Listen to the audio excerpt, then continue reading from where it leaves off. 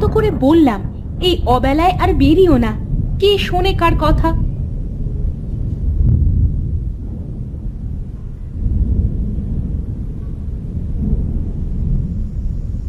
কি গো বউ, তুমি এভাবে বাইরে দাঁড়িয়ে আছো কেন?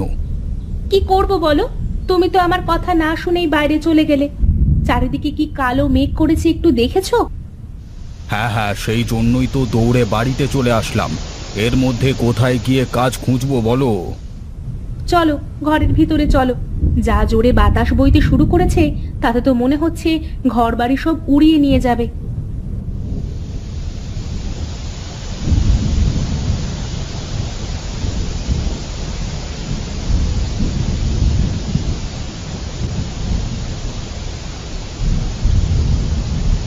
দেখো গিন্নি, বাইরে প্রচুর বৃষ্টি হচ্ছে। তোমার তো আবার বৃষ্টি দেখতে ভালো লাগে। হ্যাঁ, আমার বৃষ্টি দেখতে তো ভালো লাগে, কিন্তু ভিজতে ভালো লাগে না। দেখো চালের ফুটো দিয়ে কেমন করে পানি পড়ছে ঘরের ভিতরে।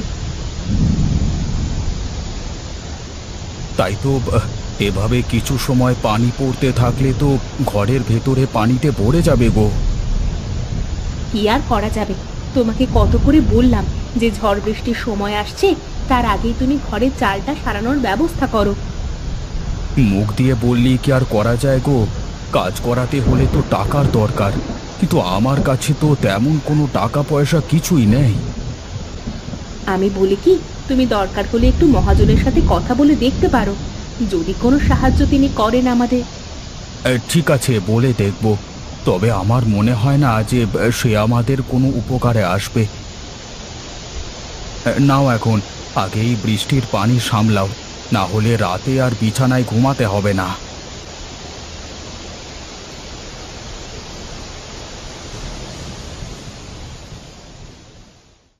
দেখো দেখো, আমাদের কি সর্বনাশ হলো দেখো।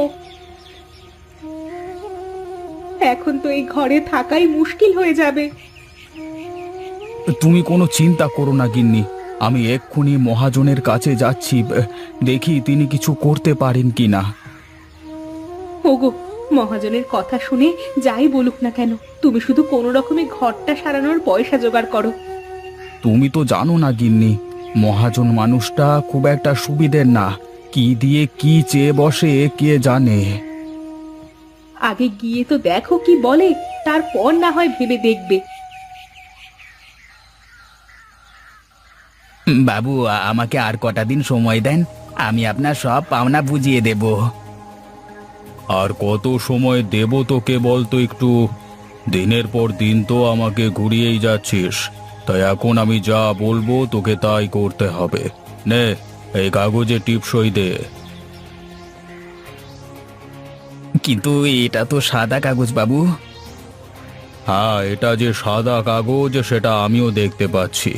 তুই যদি এখানে একটা টিপসই দিস তাহলে এখান থেকে যেতে পারবি, তা না করলে আমার লোকজন তোকে ধরে বেঁধে রাখবে। আরে মহেশ যে, তা কি খবর তোর?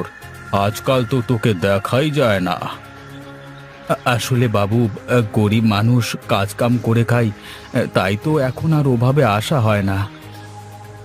বাবু, আমাকে আর একটিবার সময় দেন, আমি কথা দিচ্ছি এবার ঠিক আপনার টাকাটা বুঝিয়ে দেব। আচ্ছা মহেশ, তুই বলতো, কাউকে টাকা ধার দিয়ে সেই টাকা চাওয়া কি কোনো অপরাধের কাজ? না, ঠিক তা নয়, তবে তাকে সময়ও তো দিতে হবে ফেরত দেওয়ার জন্য। শোন বিনোদ, তোকে আর 2 দিন সময় দিলাম, এর মধ্যে টাকা দিবি, তা না হলে আমার লোকজন তোকে তোর বাড়ি থেকে বের করে দেবে, এই বলে দিলাম।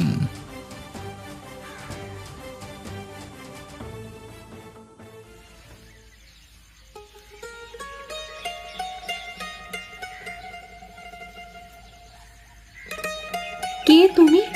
তোমাকে তো ঠিক চিনতে পারলাম না বুড়িমা। আমি এক ভিখারি রে মা, এই পথ দিয়েই যাচ্ছিলাম, খুব তেষ্টা পেয়েছে আমার, তাই ভাবলাম যে একটু জল খেয়ে নি। ঠিক আছে, তুমি বারান্দায় গিয়ে বসো, আমি তোমাকে জল এনে দিচ্ছি।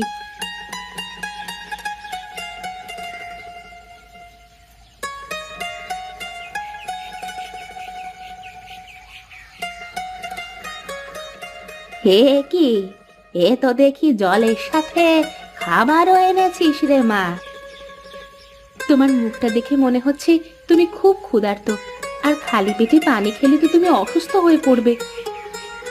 তুই খুব দয়ালু রে মা, কিন্তু দেখলাম তোর ঘরের চাল অর্ধেক আছে, অর্ধেক নেই।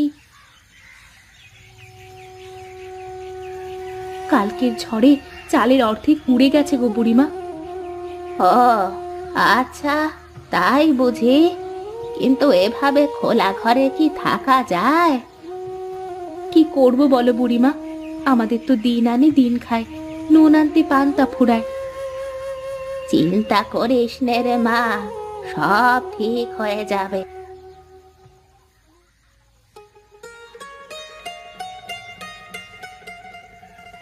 আহ, পেটটা ভরলো, কি যে শান্তি লাগছে এখন। ঠিক আছে, এবার তাহলে আমি আমার কাজে যাই বুড়িমা। যাবি? যাবি তো, একটু বস এখানে।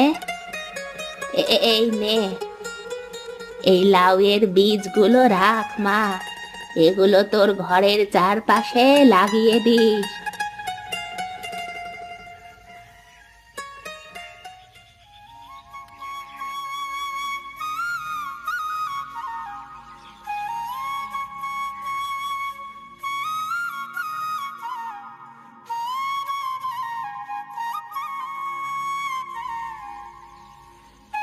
ও হরি কাকা, তুমি এখানে এভাবে বসে আছো কেন?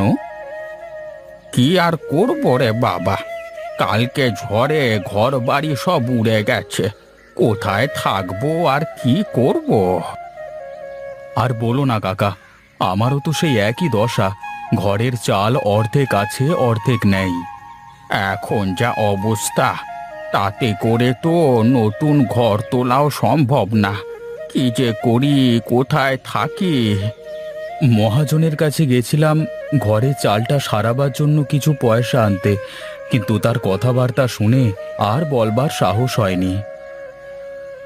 ভুল করেও মহাজনের থেকে পয়সা ধার নিস নে মহেশ, তাহলে দেখবি শেষমেশ আমার মতো ভিটে বাড়িটাও হারাতে হবে তোকে। হ্যাঁ কাকা, মহাজনকে তো আমি খুব ভালো করেই চিনি, সেই জন্যই তো তার ফাঁদে পা না দিয়ে চলে আসলাম, কিন্তু ভাবছি কি করে ঘরে চালাটা সারবো।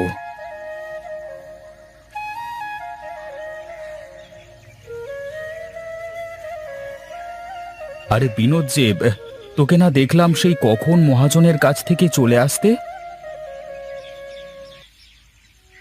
কি আর বলবো দুঃখের কথা, বিপদে পড়ে মহাজনের থেকে ধার নিয়েছিলাম, তার মূল্য যে নিজের ভিটে বাড়ি দিয়ে চোকাতে হবে তা কে জানতো। তোরা তো সবাই বুদ্ধিমান, তোরা ভাবিস যে আমি হরি হয়তো পাগল, আসলে আমি পাগল না, আমি পাগল সেজে থাকবার অভিনয় করি। মহাজন যা বলবে তাই হবে নাকি গায়ে? এর একটা বিহিত করা দরকার। তোর ঘাড়ে কটা মাথা শুনি, মহাজনের সাথে কে লাগতে যাবে? যেই লাগতে যাবে তারও হরি কাকার মতোই অবস্থা হবে। সে যা হয় হোক, এখন আমি যাই হরি কাকা, বাড়িতে গিয়ে দেখি কি অবস্থা।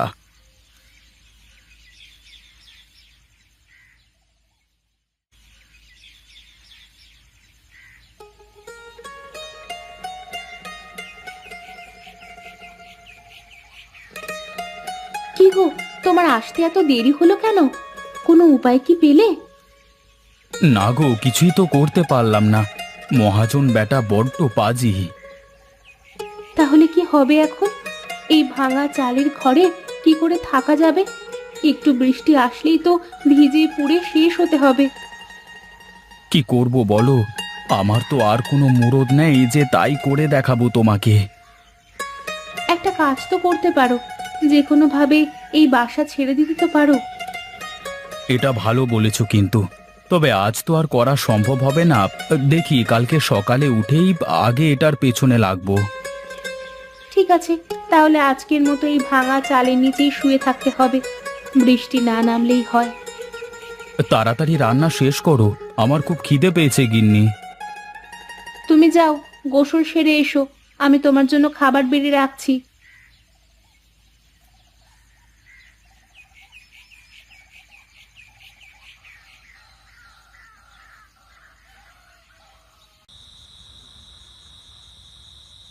বুঝলে গিন্নি, এখনো পর্যন্ত যারাই মহাজনের থেকে টাকা পয়সা ধার নিচ্ছে তারা সবাই তাদের কিছু না কিছু হারিয়েছে।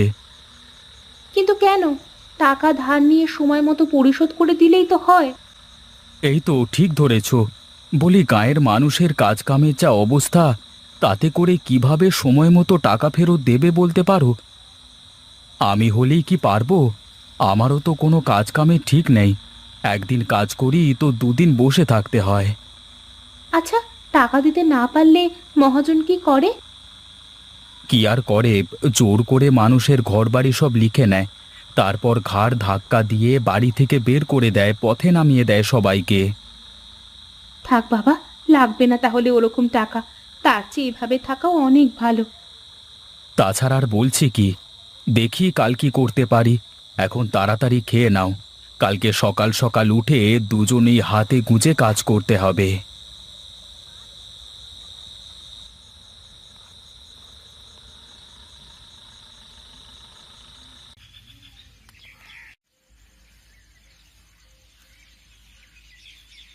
ওগো, ওঠো, সকাল হয়ে গেছে, অনেক কাজ করতে হবে আজ।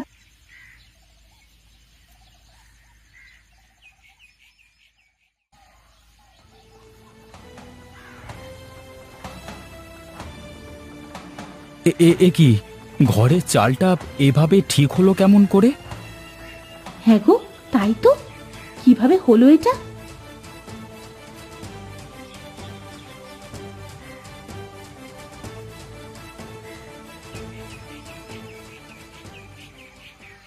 মনে হচ্ছে ঘরের চাল একদম ঠিক হয়ে গেছে। এ কি গিন্নি, এ তো দেখি চারপাশে লাউ গাছের পাতায় এমন চাল হয়ে গেছে, কিন্তু কিভাবে কি হলো? আমার তো বিশ্বাসই হচ্ছে না গো। কিন্তু যাই বলো, একদিক দিয়ে ভালোই হয়েছে। সেটা না হয় হলো, কিন্তু এই লাউ গাছ আসলো কোথা থেকে? তার মানে গিন্নি, বুড়িমা আসলে কোনো মানুষ ছিল না, হয়তো কোনো জাদুকর হবে। সে যা হয় হবে, কিন্তু সে তো খুশি হয়ে আমাকে এই লাউয়ের বীজ উপহার দিয়েছে। দেখো, ঘরটা এখন কত সুন্দর দেখা যাচ্ছে। হ্যাঁ, এখন গাঁয়ের সব লোকজন যখন জানবে যে লাউয়ের পাতা দিয়ে ঘর হয়েছে, তখন তারা তো দেখতে আসবে। আর কেউ কিছু শোধালে তখন কি বলবে? ওসব তুমি আমার উপর ছেড়ে দাও, তোমার ভাবা লাগবে না। এবার থেকে তুমি শুধু দেখো আমার খেল। এতদিন তো মহাজন সবাইকে বোকা বানিয়েছে, এখন এই বাড়ি দেখিয়ে আমিও মহাজনকে বোকা বানাবো।